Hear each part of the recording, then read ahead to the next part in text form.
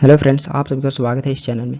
इस वीडियो में हम 20+ इंपॉर्टेंट एमसी क्वेश्चन कवर करेंगे और यहाँ पे मैं आप सभी को बताना चाहता हूँ कि मंडे यानी 20 मार्च से हम टॉपिक वाइज कवर करेंगे। तो हिस्ट्री, ज्योग्राफी, पॉलिटी और कंप्यूटर ये 4 सब्जेक्ट को हम एक दिन करके कवर करेंगे। तो हिस्ट्री में हम एंशियंट, मेडिवल, मॉडर्न ये तीनों कवर करेंगे।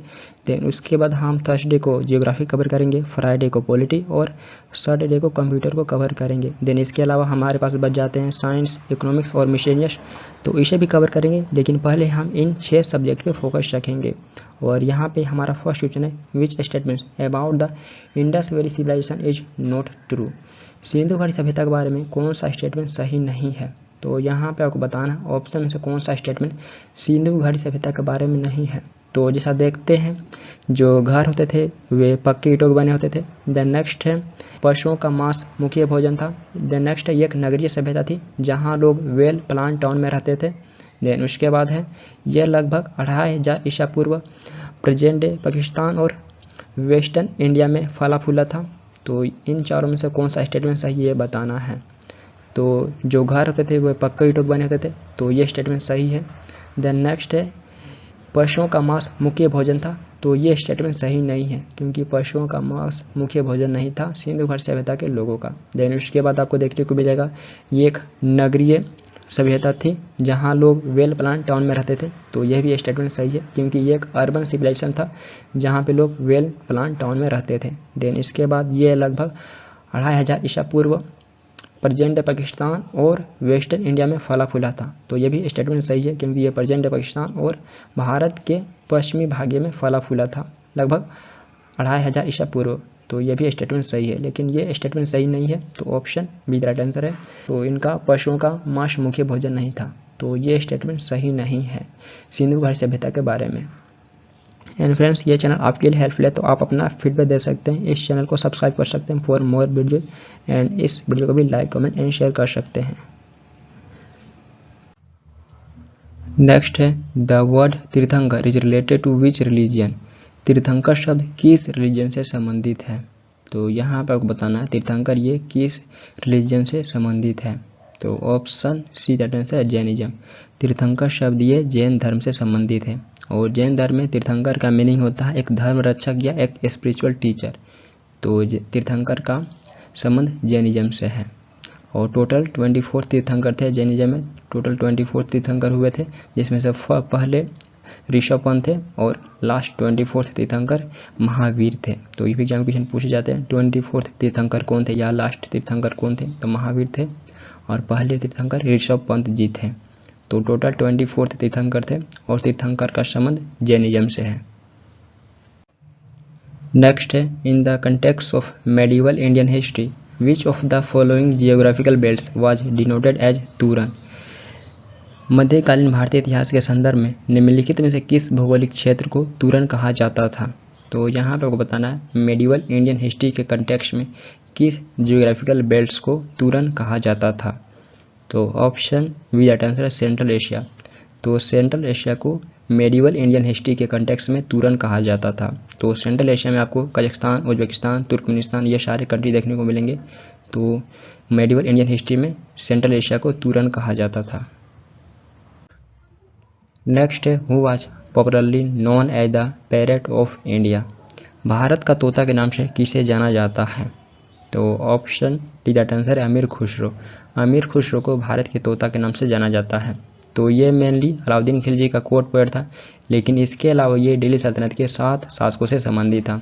तो इसके अलावा ये दिल्ली सल्तनत के 7 शासकों से संबंधित था, लेकिन मेनली ये अलाउद्दीन खिलजी का कोर्ट पोएट था और इसे भारत के तोता के नाम से जाना जाता है, पैरेट ऑफ इंडिया के नाम से जाना जाता है अमीर खुसरो को।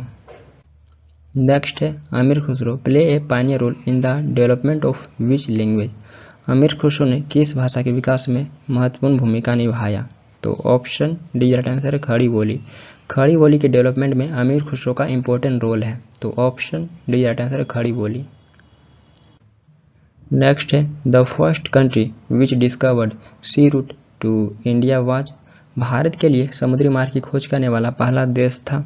तो यहाँ पर आपको बताना भारत आने के लिए सी रूट का डिस्कवरी पहली बार किस कंट्री के द्वारा किया गया था। तो ऑप्शन बी दैट आंसर है पोर्तुगीज। तो पोर्तुगल के द्वारा पहली बार भारत आने के लिए सी रूट को डिस्कवर किया गया था। तो वास्को डी गामा ये एक पोर्तुगल ट्रेवलर था। तो इसने 1498 के आसपास में सी रूट को डिस्कवर किया था भारत आने के लिए। तो वास्को डी गामा ये सी रूट को पहली बार खोजा था भारत आने के लिए। तो option B that answer Portugal, ये पोर्तुगल था वास्को डी गामा, तो ये पोर्तुगल का रहने वाला था। नेक्स्ट है who introduced the doctrine of lapse to expand British territories in India. Bharat में ब्रिटिश क्षेत्रों का विस्तार करने के लिए चूक का सिद्धांत किसने पेश किया। तो डॉक्ट्रिन ऑफ लैप्स को हिंदी में चूक का सिद्धांत या हड़प नीति भी कहा जाता है। तो यहाँ पे आपको बताना है किसके द्वारा हड़प नीति को पहली बार इंट्रोड्यूस किया गया था ब्रिटिश टेरिटरीज को एक्सपेंड करने के लिए। तो ऑप्शन इज राइट आंसर है लॉर्ड डलहौजी। लॉर्ड डलहौजी के द्वारा डॉक्ट्रिन ऑफ लैप्स को इंट्रोड्यूस किया गया था ब्रिटिश टेरिटरीज को एक्सपेंड करने के लिए 1848 में इसने इसे पेश किया था ब्रिटिश क्षेत्रों को विस्तार करने के लिए भारत में। तो ऑप्शन इज राइट आंसर है लॉर्ड डलहौजी उस टाइम गवर्नर जनरल था भारत का। नेक्स्ट है who said that man by nature is a political animal. किसने कहा था कि मनुष्य स्वभाव से राजनीतिक प्राणी है।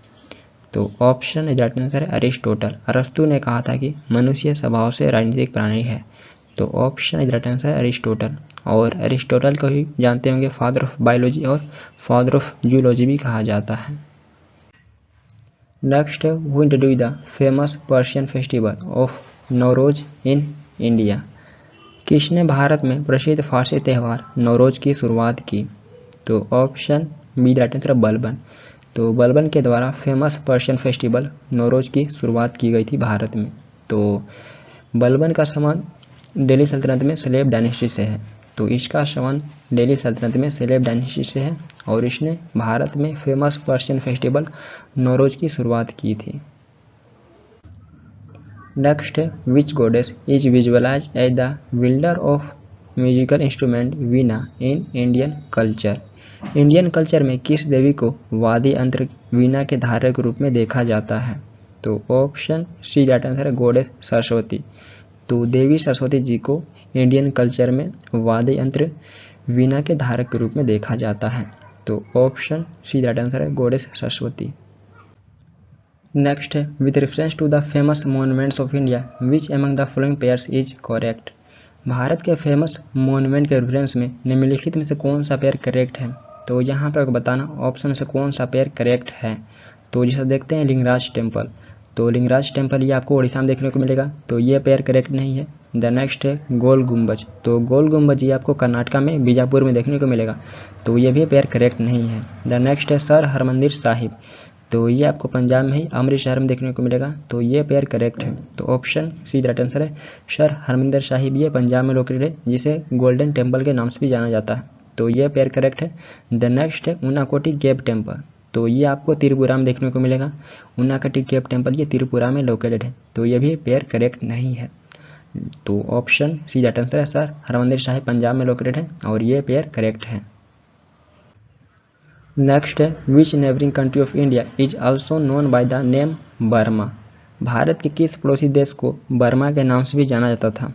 तो यहाँ पर आपको बताना ऑप्शन से किस नेबरिंग कंट्री को बर्मा के नाम से भी जाना जाता था। तो ऑप्शन डी राइट आंसर है म्यांमार।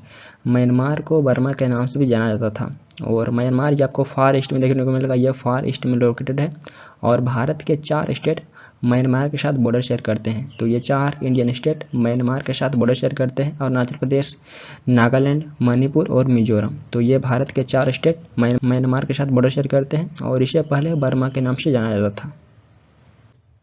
नेक्स्ट है among the following option which is the highest mountain peak of the Himalayas in India.